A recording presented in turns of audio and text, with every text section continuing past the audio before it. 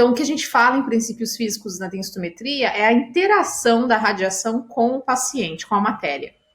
Então, quando a gente tem as faixas de energias usadas em densitometria óssea, tipicamente a gente vai ter aí os efeitos fotoelétrico. Deixa eu colocar um laser, né? Nós teremos aí efeitos fotoelétrico e também espalhamento, o efeito Compton, né, que é a radiação espalhada. São as duas principais formas de interação da radiação com a matéria para essa faixa de energia, né? Lembrando que para diferentes faixas de energia, temos diferentes interações da radiação com a matéria. Então, efeito fotoelétrico, né, entra um fóton, interage com o átomo, com o elétron de um átomo, remove a energia total desse fóton é transferida para esse elétron então é ejetado.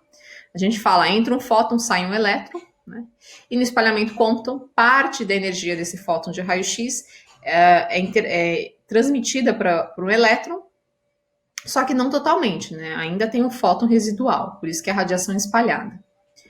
Bom, essas são as duas principais formas de interação da radiação com a matéria.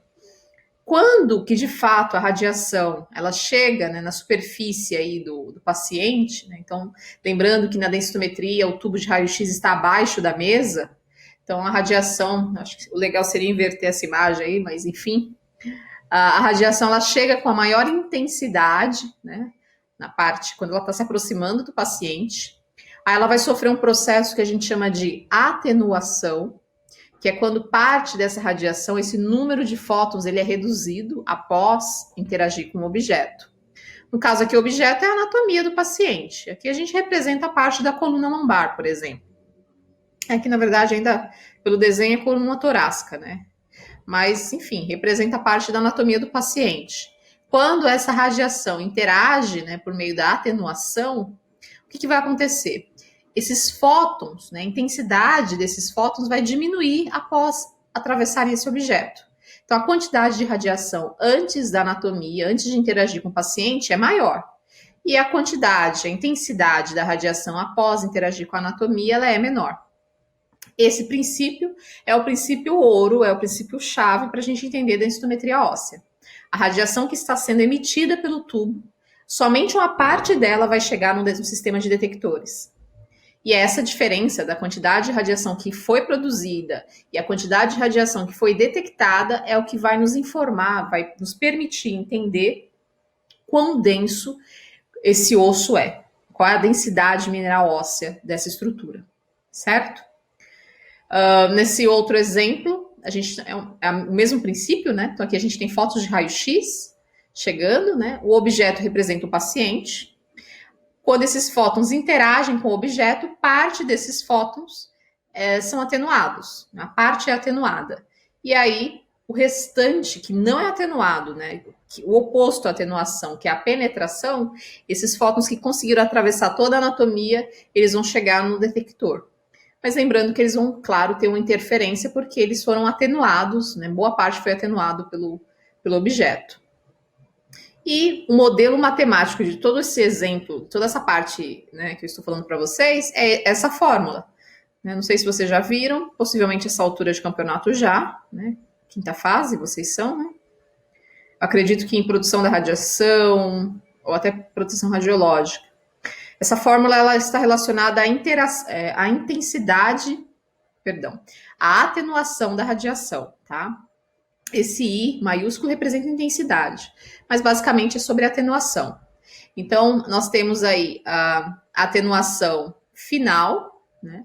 Ela vai ser igual à atenuação inicial multiplicada pela exponencial. Lembra muito a fórmula do decaimento, tá? Radioativo. Então, essa formulazinha aqui, ela diz exatamente isso que a gente exemplificou, né? Então, a radiação, quando ela chega no material que vai absorver ou atenuá-la, ela vai sofrer um processo de atenuação que depois vai resultar em um número de fótons menor, intensidade menor. E é isso que a gente vai ler na densitometria óssea e monitorar isso. Certo? Bom, na densitometria óssea, o equipamento que a gente usa, o mais atual, né, é o DEXA. DXA, né, ou DEXA, DEXA. Esse DEXA ou DXA é o equipamento mais usado e o princípio dele é que a gente usa duas energias, dual, por isso D. Né? E essas duas energias, por quê? Por que eu preciso de duas energias, duas faixas de energias diferentes para raio-x dentro de um exame único? Então, é exatamente pelo fato do material que a gente está analisando. Na densitometria óssea, a gente quer ver a massa óssea, quer interagir com o osso. Mas também, como vocês viram lá em aplicações, é possível usar a densitometria óssea para analisar a massa magra, a composição de músculo, tecido adiposo. Então, eu consigo analisar outras estruturas além da parte óssea. Por isso, eu uso duas faixas de energias diferentes. Né? Essas faixas de energias diferentes vão permitir que eu faça estudos de estruturas diferentes. Por isso, aquela fórmula sobre atenuação da radiação, ela sofre uma certa adaptação em densitometria óssea, que é a gente levar em consideração a densidade do tecido ósseo e a densidade das partes moles. Esse Mzinho aqui representa partes moles. Tecido adiposo, a parte líquida, né? Enfim, muscular. Então, a fórmula para a densitometria óssea, a gente usa essa fórmula de atenuação da radiação, mas lembrando que a gente tem dois principais tecidos, tecido ósseo e tecido parte mole, tá? E para a gente entender como isso é importante, a gente tem esse gráfico. No eixo horizontal dele, a gente tem energia dada em keVs, ou kV, vamos pensar assim. E no eixo vertical dele, nós temos o coeficiente de atenuação linear. Coeficiente de atenuação linear são valores tabelados para diferentes tecidos. Basicamente, o coeficiente de atenuação linear significa quanto de radiação aquele material, aquele tecido consegue atenuar a cada centímetro, tá? A cada centímetro quadrado ou a cada centímetro, tá? Dependendo do que a gente está considerando, né? Então, esse coeficiente de atenuação linear é um valor já tabelado, né? Existem laboratórios como o NIST, né, laboratório norte-americano, que fazem esse tipo de trabalho. Esses coeficientes de atenuação linear, eles são valores que diferem de tecido para tecido. Por exemplo, aqui nesse gráfico, a gente observa que o coeficiente de atenuação linear para o tecido tecido ósseo, né, que está representado em verde, ele tem um valor, ele se comporta, né, de uma forma. E o coeficiente de atenuação linear para o tecido ou para a parte mole, ele tem um comportamento muito próximo, né? As linhas andam bem próximas uma da outra. Ou seja, a capacidade de atenuar a radiação do tecido e da água é muito próxima, tecido mole, né? Então, o que esse gráfico nos permite observar? Que quando eu tenho um exame, por exemplo, de densitometria óssea, né, os dois materiais que de fato contribuem para a atenuação do feixe de raio-x é o tecido mole, aqui eu já coloco músculo, gordura, pele, enfim, e o osso mineral, parte óssea, vamos chamar assim. Então, olha só o comportamento do tecido ósseo na densitometria óssea, quando a gente compara com o tecido mole. Então, vamos imaginar aqui, ó, 50 kVs. Então, olha só o tanto de atenuação que o tecido ósseo consegue fazer, o tanto que ele consegue atenuar de radiação X. Né? Quanto mais alto ele tiver aqui nesse eixo vertical, mais ele atenua. Então, olha o tanto que ele consegue atenuar de radiação X comparado com parte mole, né, tecido mole ou água. Então, a forma como esses dois principais tecidos atenuam a radiação X, no exame de densitometria, por exemplo, é muito significante. Ou seja, quando eu faço uma densitometria óssea, eu consigo claramente definir o que foi atenuado pelo osso e o que foi atenuado por partes moles ou água, porque eles são diferentes, né? Diferem significativamente para essa faixa aqui de 50 kVs, por exemplo. Então, qual a relevância disso? É que o software, o sistema de densitometria óssea, ele vai reconhecer os fótons que foram atenuados pelo osso, os fótons que chegaram no detector, mas foram atenuados pelo osso. Ele consegue também diferenciar os fótons que chegam no detector, mas que foram atenuados por tecidos partes moles. E consegue dizer, ó, isso aqui é osso, isso aqui é parte mole. E a gente vai ver daqui a pouquinho no protocolo como isso contribui, como é bom ter essa diferenciação de tecidos. Certo? E aqui, para finalizar essa parte de princípios físicos, a gente tem uma representação, isso aqui é um modelo da agência, um documento da Agência Internacional de Energia Atômica. Não vou lembrar o ano, se não me engano é 2010. E nesse documento da agência, ele fala, né, um documento dedicado somente à densitometria óssea, é bem interessante, eu coloquei o link nos próximos slides, vocês poderão acompanhar, quem tiver interesse. Então, aqui é um esquema mostrando o funcionamento do equipamento. Então, a gente tem a fonte de raio-x, ou tubo de raio-x, tem um sistema de filtros e colimação para esse feixe, né? Lembra que o feixe de raio-x ele sempre é divergente, né? Um formato cônico, ele se espalha. Então, a gente colima ele para, de fato, né, atender, melhorar a qualidade da imagem, aproveitar melhor o feixe. Esse feixe colimado ele vai interagir com a anatomia do paciente. Olha os dois principais tecidos, parte óssea e tecidos, partes moles, né? Esse software aqui é a ideia de partes moles. E depois que a radiação X interagiu tanto com a parte óssea quanto com os tecidos de parte mole, ela vai então, né, ser atenuada, como a gente viu, né? Um modelo de atenuação. E aí então vai chegar no detector de raio-x. E aí esse detector, pela quantidade de fótons, esse detector ele vai ser capaz de diferenciar o que é tecido ósseo e o que é parte mole. E para lembrar, existem diversas tecnologias, né? Eu falei de 3 na aula passada: Pension Beam, Fan Beam e Flash Beam. Pension Beam é o feixe no formato tão colimado que lembra um formato de um lápis, né? Que é o que a gente, por exemplo, representa aqui nesse desenho, né? Tá bem colimado, como se fosse um lápis. Não é a tecnologia mais usada. A mais usada no Brasil, a gente fala aí que é o Fan Beam, que é um feixe que é um pouco mais aberto. Então, por isso ele consegue fazer varreduras maiores e o tempo de exame é significativamente reduzido, tá? Fan Beam é o que a gente mais usa. Claro que tem a tecnologia Flash Beam, que é utilizada aí no mundo afora, mas aqui a gente ainda tem pouco, não tem tantos equipamentos, né? Muito bem. Outra coisa importante sobre densitometria óssea é a questão da dose. Então, falar, densitometria óssea, a dose de radiação ela é bem baixa. Mas o que é bem baixa? Bem baixa quanto, né? Então, esse documento da agência, a publicação 1479,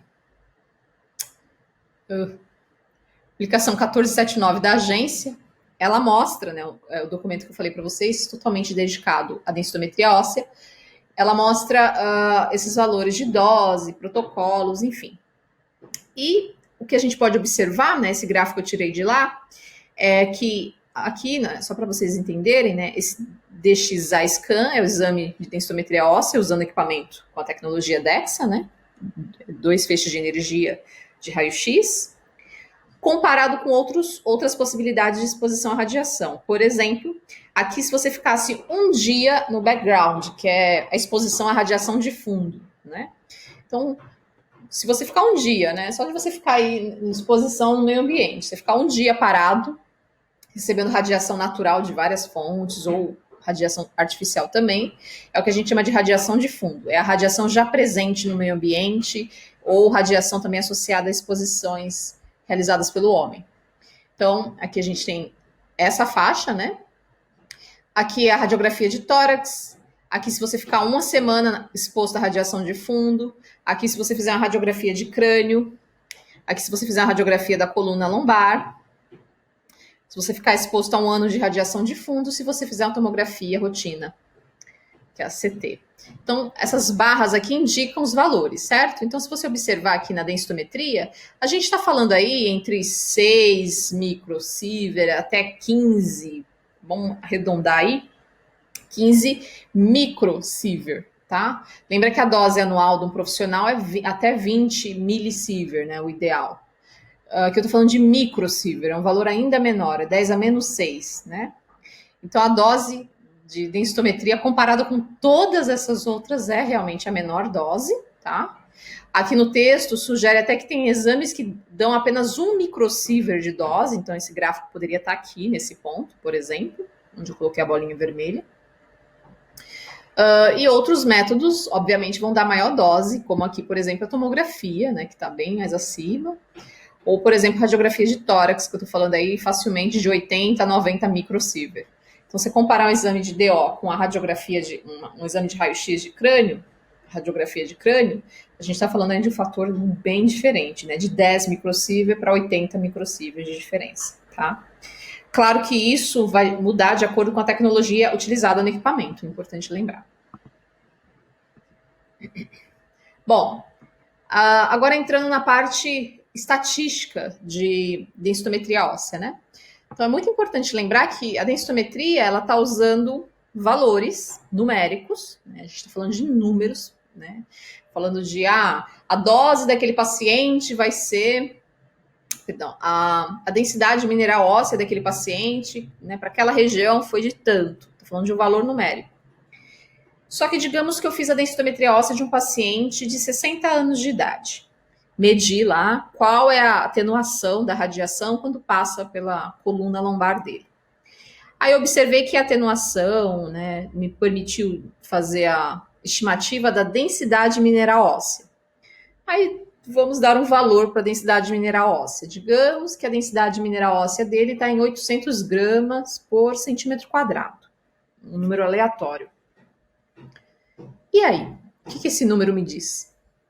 Isso é importante? Isso é preocupante? Isso é normal? Está dentro da normalidade? Então, como trabalhar os resultados de exame a ponto de permitir que o médico tenha um diagnóstico daquele paciente, se ele tem osteoporose, se ele tem osteopenia. Então, eu tenho que pegar as informações de cada paciente e cruzar essas informações com a população da mesma faixa etária, da mesma etnia, do mesmo gênero, né, do mesmo país. Então, eu tenho que comparar esse paciente. Não posso olhá-lo isoladamente, eu tenho que comparar.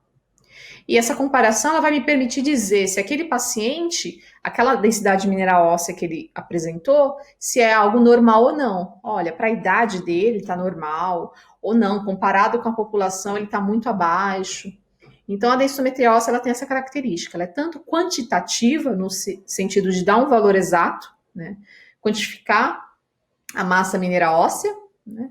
Ou tecido, enfim, mineral ósseo, mas também ela é exata, ela é precisa no sentido de nos comparar esse paciente com a população ao seu redor. Ela tem valor estatístico também. E isso a gente usa através de dois principais parâmetros, que são T-score e Z-score. Né?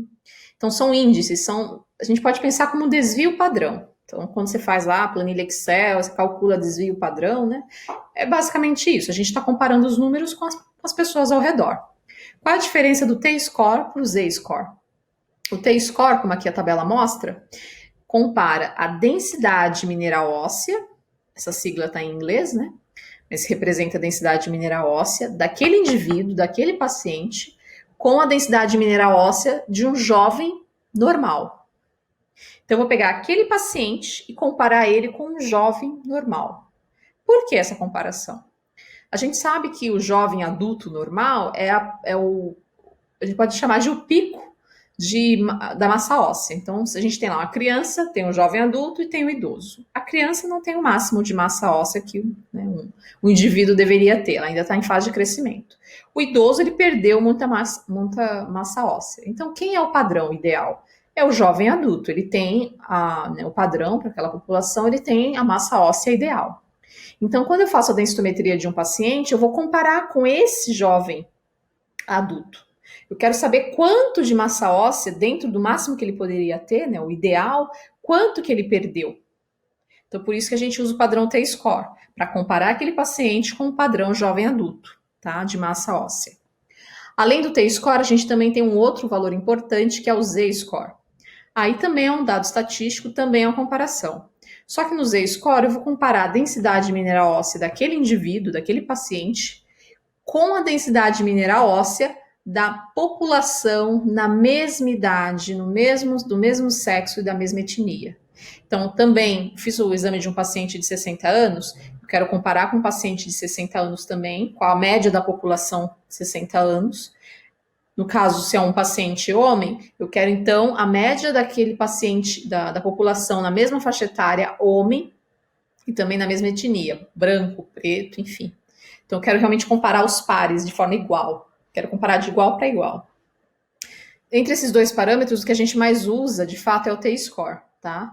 Porque o T-score é o que se esperava ter, mesmo independente da idade, e o quanto que ele perdeu até chegar naquela idade, por exemplo, de 60 anos.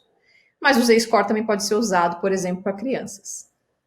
Em 1994, a Organização Mundial da Saúde criou com base no T-score, criou padrões, né, para dizer se aquela pessoa é normal ou não, se ela tem osteoporose ou se ela tem osteopenia. Aqui nessa tabela a gente observa esses valores. Ó. Tabela 2, critérios de diagnóstico propostos pela Organização Mundial da Saúde.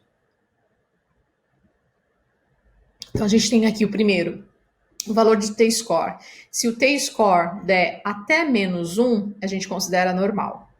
Se ele der entre -1,1 e -2,5, ele está com um quadro de osteopenia, que é aquela perda de massa óssea, mas que dependendo da situação pode ser revertida. E se de fato ele estiver a menos de 2,5, menos de 2,5, aí já entra com um quadro de osteoporose.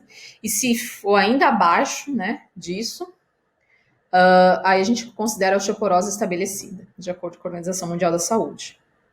Certo? Esse T-score, ele é um modelo matemático, tem uma formulazinha, ó. Então você tem lá a densidade mineral óssea do paciente, menos a densidade mineral óssea do jovem padrão, jovem adulto, daquele país. Lembre-se que, como eu falei na semana passada, para cada país a gente tem condições diferentes de exposição solar, hábitos alimentares, então a gente tem que comparar sempre no mesmo país. Então, se a gente pegar a densidade mineral óssea daquele paciente e subtrair da densidade mineral óssea de um jovem, considerando esse SD, que é o desvio padrão, né, para o jovem, fazer essa divisão aqui, né, essa subtração e depois essa divisão, a gente vai ter o valor de T-score. Calma, você não precisa fazer conta alguma, tudo isso já é feito pelo sistema, só para você entender de onde vem esses valores. Para Z-score, como eu já mencionei, você vai comparar aquele paciente com o mesmo cenário dele, mesma faixa etária, mesma etnia, mesma idade, mesmo sexo, tá? Para calcular o Z-score também eu vou usar a densidade mineral óssea do paciente, mas comparar com a densidade mineral óssea dos pares dele, ou seja, daquela faixa etária dele, tá? De quem é igual a ele. E também dividir pelo desvio padrão daquele que é igual a ele. Então, da média da população na idade dele, tá?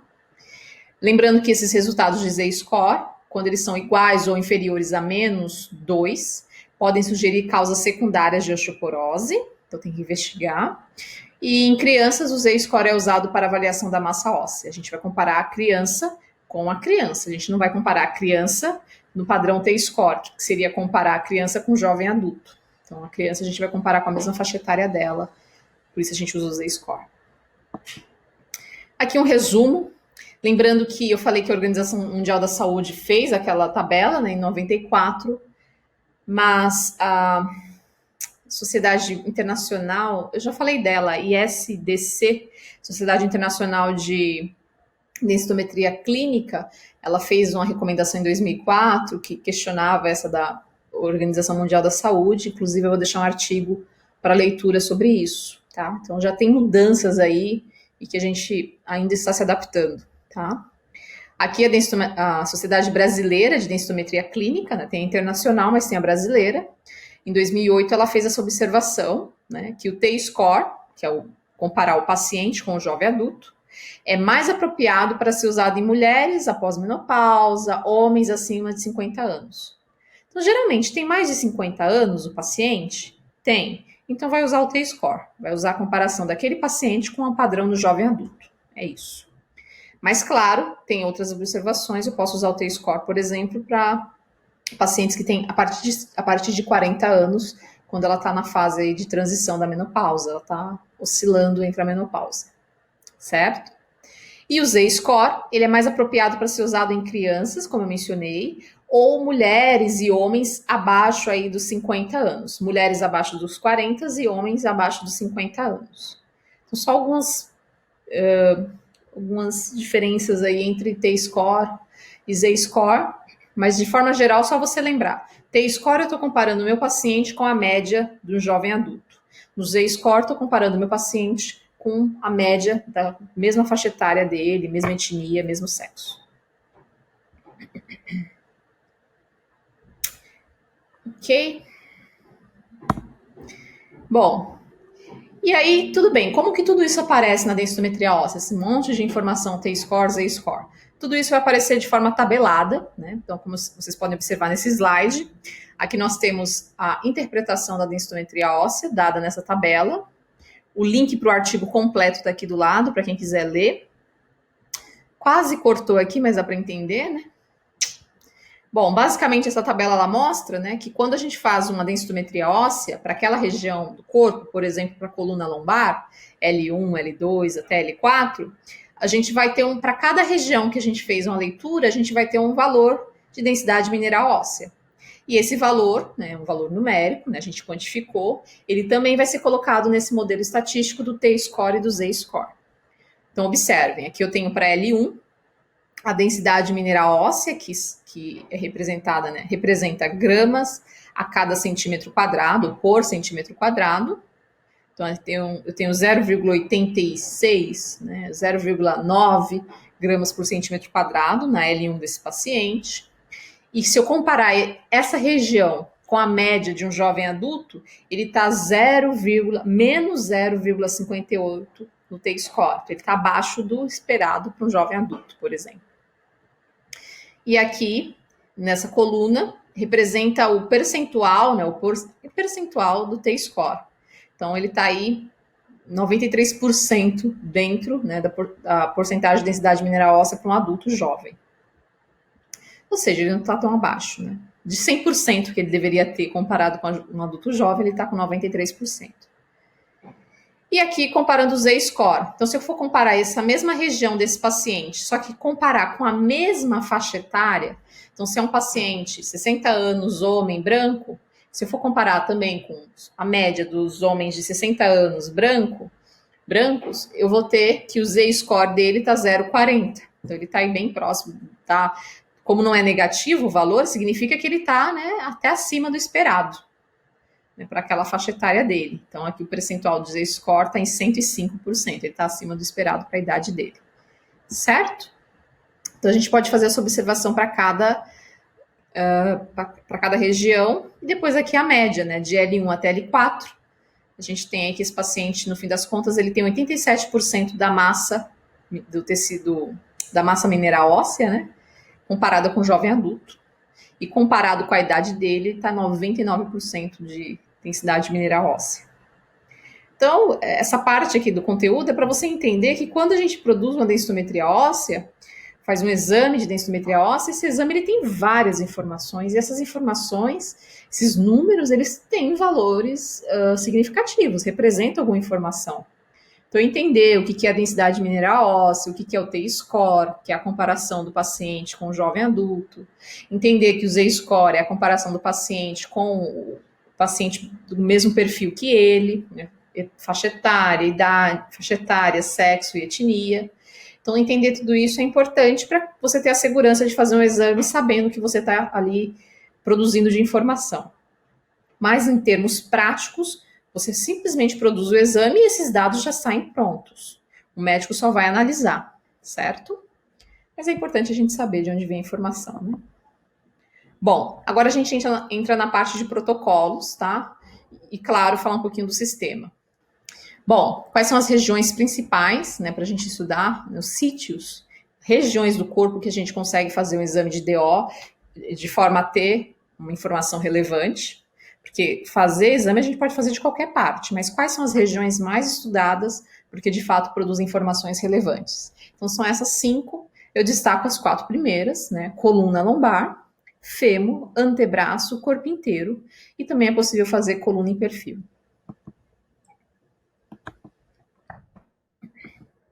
Aqui algumas imagens, né? No caso, coluna lombar, né? AP, ou pode ser PA. Aqui a gente tem a região de fêmur proximal, um pouquinho do quadril, tá? E aqui, por exemplo, a região de antebraço. E corpo inteiro também. Observe que nesse exame aqui, então, o objetivo nessa imagem é mostrar também parte de tecido adiposo. Então, a gente consegue ver amarelo aqui o tecido adiposo dessa paciente, por conta daqueles princípios de coeficiente de atenuação que a gente discutiu no início. E aqui a coluna lombar em perfil. Sempre a gente precisa realizar a análise de pelo menos 2 sítios. O que significa isso? Comparar 2 regiões, nem que seja direita e esquerda, ou coluna lombar e fêmur, para que você tenha um valor mais exato. É só lembrar de trabalhos científicos. Quanto maior a nossa amostra, quanto maior for a amostra, mais dados a gente tem, mais pode ser representativo daquela situação, daquele cenário. Quando a gente escolhe o sítio, né, de leitura, a gente não, o médico, né, que faz a solicitação, ele leva em consideração o tipo de osso, a idade daquele paciente, o peso daquele paciente, a tecnologia, o equipamento disponível e também a finalidade do exame. Então, por exemplo, lembrar aqui que geralmente para todos os pacientes a gente consegue fazer a leitura de coluna, né, coluna lombar, quadril, fêmur proximal, colo femoral também são realizados com frequência. Alguns pacientes a gente consegue realizar a região de antebraço, né? Isso a gente consegue não. Vai realizar antebraço se não deu para fazer coluna, fêmur, quadril. Por quê? O antebraço, se o quadril ou a coluna não puderem ser medidos, né? Aí a gente parte para o antebraço. Quando que ocorreria isso? Paciente muito obeso, ou tem uma prótese que está ali comprometendo de forma significativa, uma prótese muito grande, né? E o software não tem recursos para isso, né? Para subtrair aquela imagem, que é difícil, mas enfim. E também a possibilidade de fazer a densitometria de corpo total em crianças e adolescentes. Essa caixinha chata. Eu não sei se sai da apresentação ou não, por isso não estou clicando. Enfim. Então, o corpo total vai envolver criança, adolescente, também avaliação, como eu falei para vocês no outro slide, né, da composição óssea, né? Da composição corporal. Então, tecido adiposo, parte muscular, também é possível fazer isso em alguns equipamentos de DO. Por exemplo, em atletas. Bom, então, antes de fazer o exame em si, a gente precisa conhecer a interface. Aqui eu estou mostrando para vocês a interface do sistema da GE, tá? Um sistema de 2011, o famoso Lunar, né, da GE. E aqui os sistemas de densitometria óssea são muito equivalentes entre si. Então, se você conhece o GE, você consegue trabalhar, por exemplo, no Hologic, sem problemas. É só uma questão de adaptação, uma coisa ou outra. Aqui é a interface do sistema, então quando você entra no sistema, a primeira tela é essa. Aí você tem opções, você tem lá desde F1 até F5, até F8, né, o maior aqui. Então você tem a parte de ajuda, opções ou sair. Aqui o que de fato a gente usa mais é o F2, que é quando você vai medir, ou seja, você pode clicar e medir, ou se você tiver sem mouse, você vai direto no teclado em F2. F3 representa análise, quando você vai analisar a imagem, né, comparar, produzir o relatório para o médico. F4 é o diretório, ou seja, você tem acesso às pastas do sistema para então fazer obter informações do seu paciente, comparar, digamos que é um paciente que está retornando, ele já fez a DO no ano passado, aí você vai comparar, né, bonitinho, usar os mesmos dados, né. E o F5, que é a garantia de qualidade, controle de qualidade, que a gente fala também, isso aqui em outra aula, tá? Então, quando a gente fala em medição, é quando a gente, de fato, vai fazer o exame, que é o F2.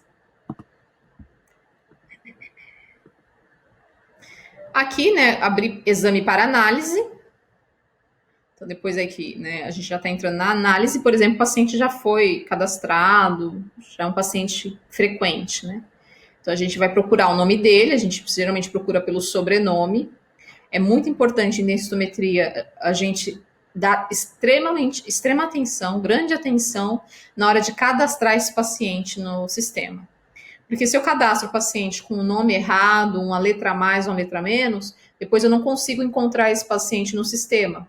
E se de fato o médico quiser comparar, quiser ver o exame do ano anterior, eles não vai estar junto, a informação não vai estar cadastrada na mesma pasta.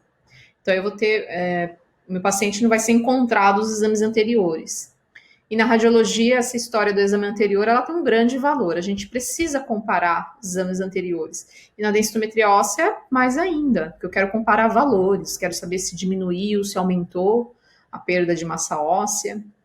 Então, é importante cadastrar corretamente, dar bastante atenção na hora de fazer o cadastro ou procurar um paciente já cadastrado. Bom, algumas ferramentas do sistema. Lembrando que na aula da semana passada eu já disponibilizei para vocês no Moodle, né, o manual do equipamento da GE. Então lá você consegue ver tudo isso que eu estou te falando. Eu só fiz aqui um passo a passo para ficar mais fácil, tá? Então aqui as principais barras, né?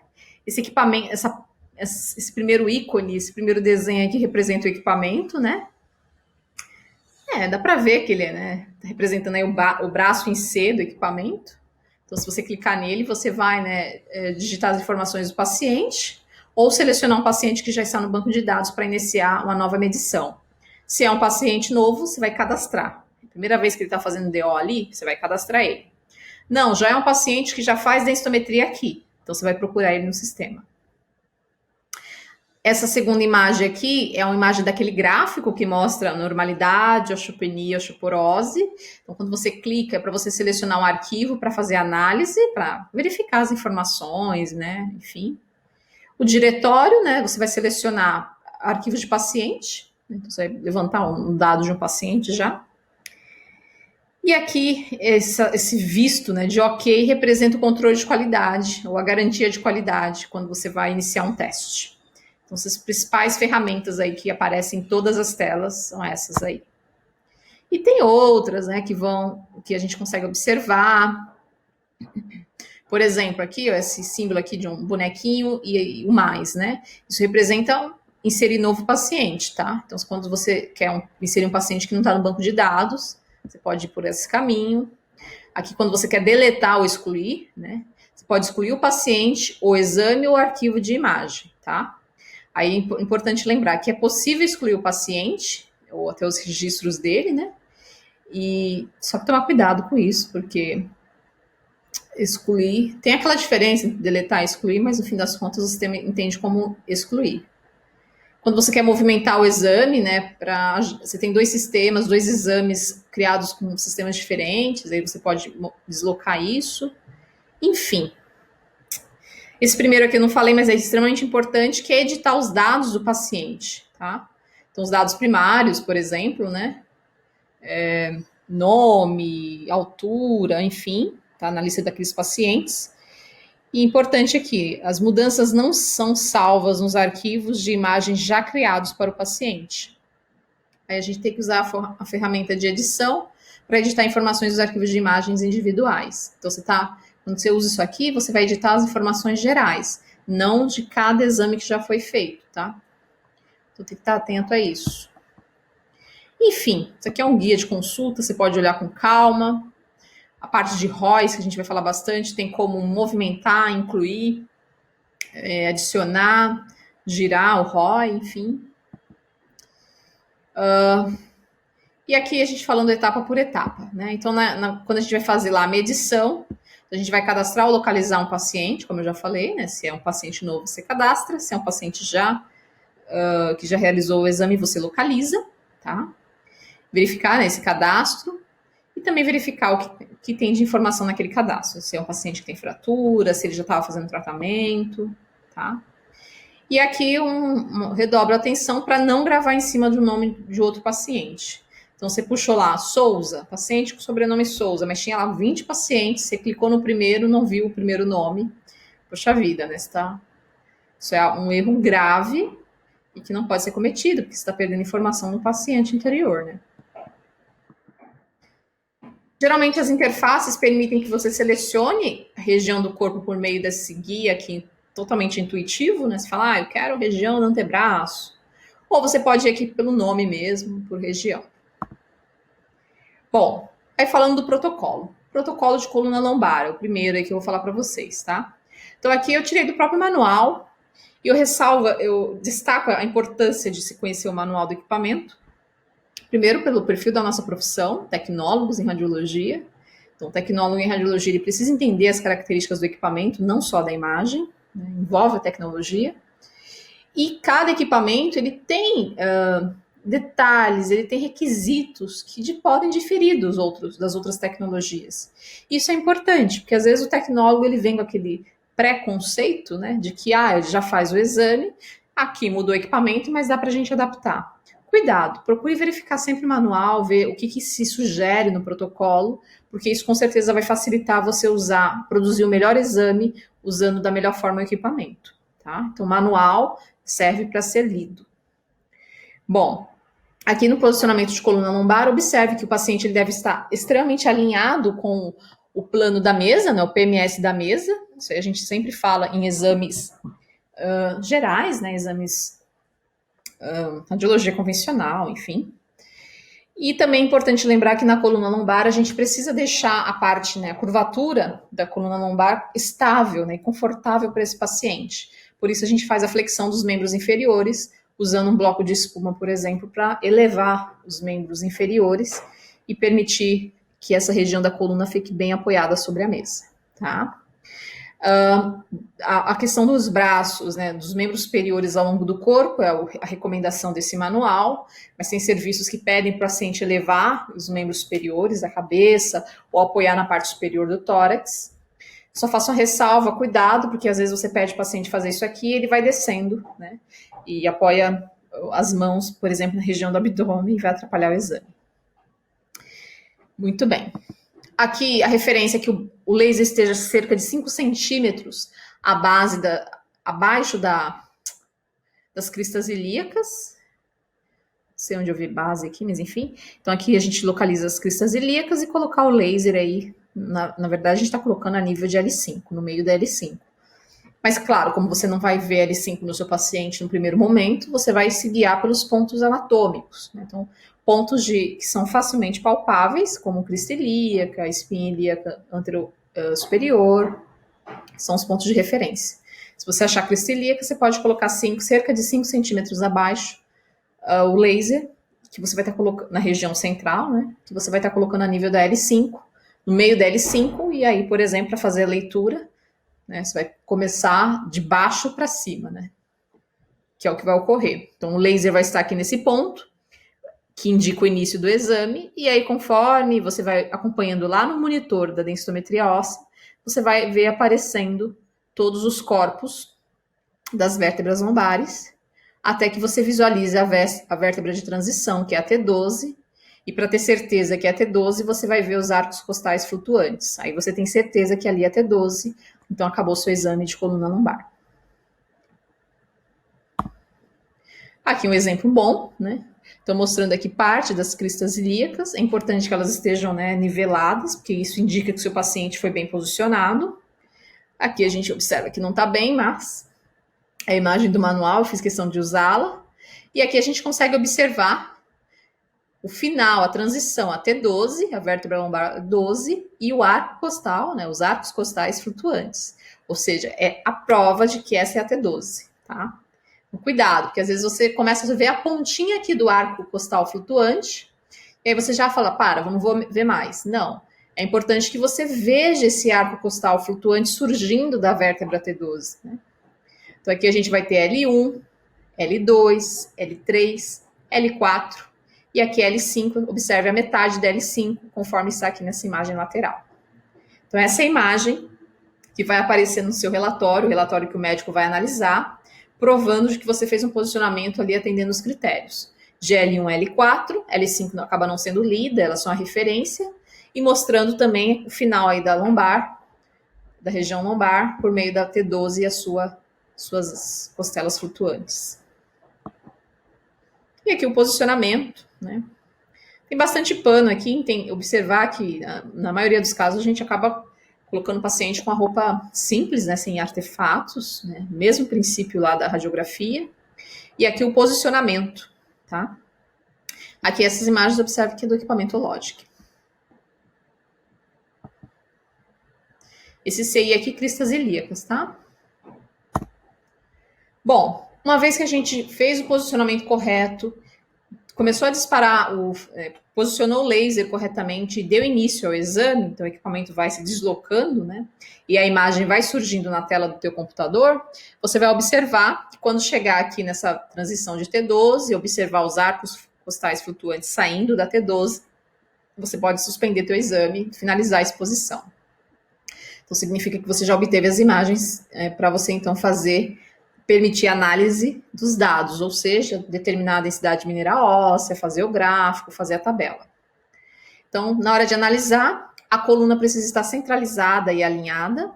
Lembrando que se você posicionou corretamente o seu paciente e a coluna dele aparece com, né, a curvatura lateral exagerada, escoliose, por exemplo, é indicativo de que, se você está certo que você posicionou corretamente o paciente, é indicativo de uma condição patológica dele, tá?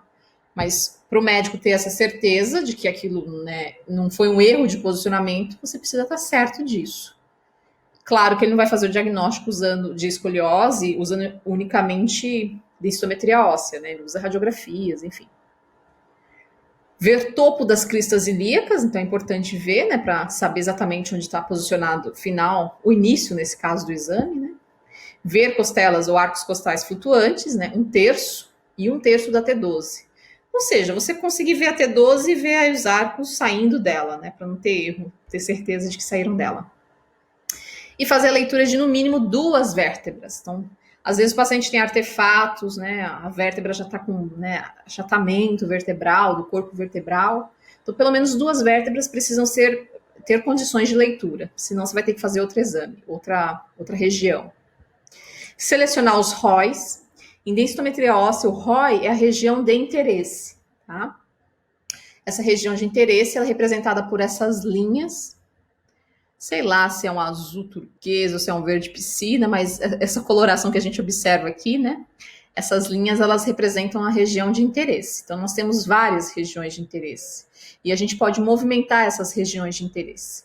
A região de interesse é a região onde a densidade está sendo lida, densidade mineral óssea.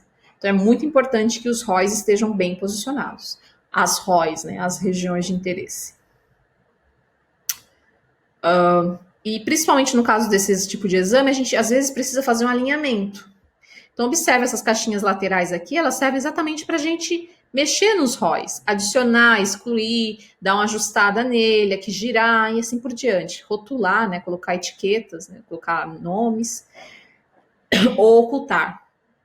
Então, esses ROIs aqui você vai clicar com o mouse e alinhar ele. Se, por exemplo, tá vendo que aqui o ROI, essa linha, ela precisa ficar bem na região do disco intervertebral. Bem no meio, porque ela permite a leitura da vértebra, né? Tanto na parte superior quanto a vértebra inferior. Então, às vezes, a gente tem que alinhar, porque às vezes tem uma inclinação natural dessa coluna. E aqui eu falo os movimentos que permitem, né? Que a gente consegue fazer com ROI. Girar, movimentar, incluir, excluir, enfim.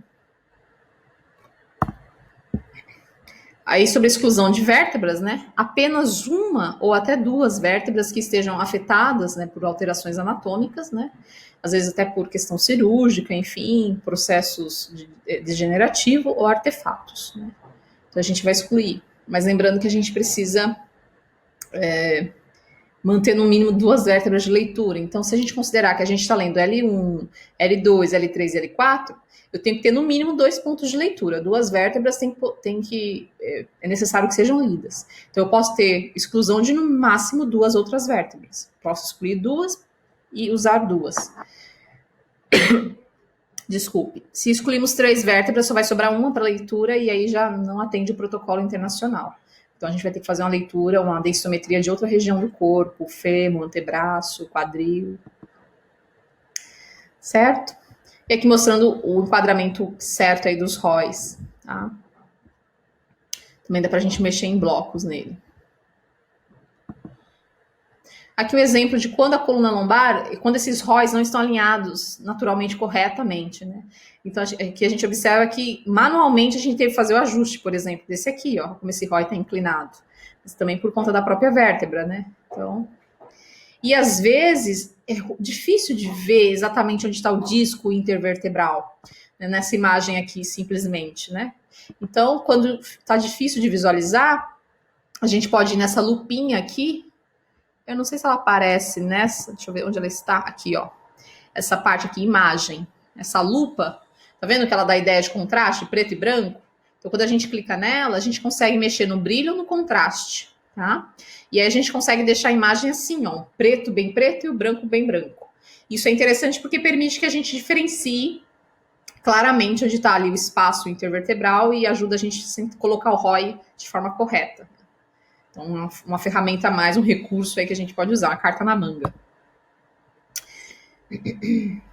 Aqui, de novo, sobre exclusão de vértebras, devem ser excluídas apenas 1 ou 2 vértebras, como eu já mencionei, né? Porque não é possível fazer o diagnóstico considerando apenas uma vértebra, né? Eu preciso comparar aquela região. Então, aqui a gente observa o exame, a gente consegue ver final aí de T12 com os arcos flutuantes, costais flutuantes, topo das cristas ilíacas, ou seja, o posicionamento foi feito de forma correta. Aqui a gente tem um gráfico que foi gerado com base nesse posicionamento e também a tabela mostrando os valores de densidade mineral óssea, T-score, Z-score. Aqui ainda falando sobre essa imagem, a gente consegue ver como que esse paciente está em relação à média, né, padrão aí. Então a gente consegue observar que para a população ele está dentro aí do esperado, né, ele tem um pouco menos de 40 anos, ele está dentro da faixa de tendência esperada aí para a faixa etária dele. E dentro da normalidade, está dentro desse verde aqui de fundo bem maior. Bom, aqui a gente observa uma outra ferramenta interessante, tá? Então, a gente tem a opção também de escova. O que é essa escova? Ela vai permitir que a gente selecione o que a gente quer visualizar, se é a parte óssea, se é a parte de tecido, ar, artefato, enfim. Então, a gente consegue, por exemplo, aqui foi marcado só visualizar o que é osso. Então, a parte óssea, ela fica destacada aqui em verde. Olha que interessante. Tá? Então, dentro da área de leitura, né? Isso é uma ferramenta interessante também. E também é chamada de ferramenta de pontos. Eu só não vi onde está. Eu possivelmente devo ter cortado. Geralmente aparece lá a opção pontos. Naquele manual, trechos do manual que eu coloquei, tem. Então, a ferramenta de pontos, né, ela permite o limite de contorno de estruturas ósseas, por exemplo, né? Qual o objetivo dela? Informar o que está sendo incluído na leitura, né, no ROI, tá? Geralmente é o que está dentro da linha amarela ou nessa imagem aqui dentro dessa linha verde, bem fininha, tá? E também é muito útil na hora de corrigir áreas de leitura, né? Às vezes uma coisa ficou distorcida, a gente vai lá e corrige, né, manualmente aí. Mostrando pontos ósseos, pontos neutros, ou seja, pontos que não serão lidos, e pontos de tecidos mole. O próprio sistema reconhece usando aquela ferramenta de coeficiente de atenuação linear. E consegue perceber quem atenuou mais radiação X, e aí por isso ele consegue dizer se é osso ou se não é.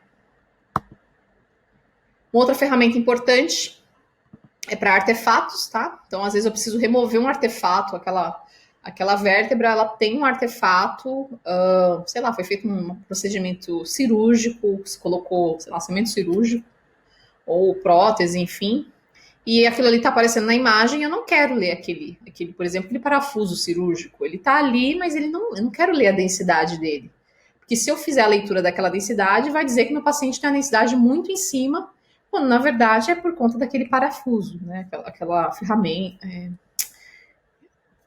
eu não lembro agora o nome que a gente dá para isso, mas enfim, essa estrutura que foi colocada aí, essa prótese metálica que foi colocada no paciente.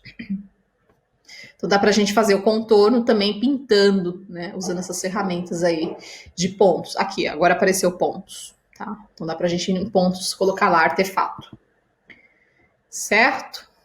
Aqui mostrando, né, tudo que está dentro da linha amarela é o que está sendo lido, né, o que de fato está sendo considerado, e claro, o que está sendo usado para medir densidade mineral óssea é o que está dentro do ROI e dentro da linha amarela do ROI. E aqui a gente vê com mais clareza, né, a densidade mineral óssea, que é grama por centímetro quadrado, então dado aqui em valores brutos, tá? Então, que, por exemplo, 1,30 gramas para cada centímetro quadrado, né? Então, é um valor de referência. E aqui o T-score, esse YA representa jovem adulto no inglês, né?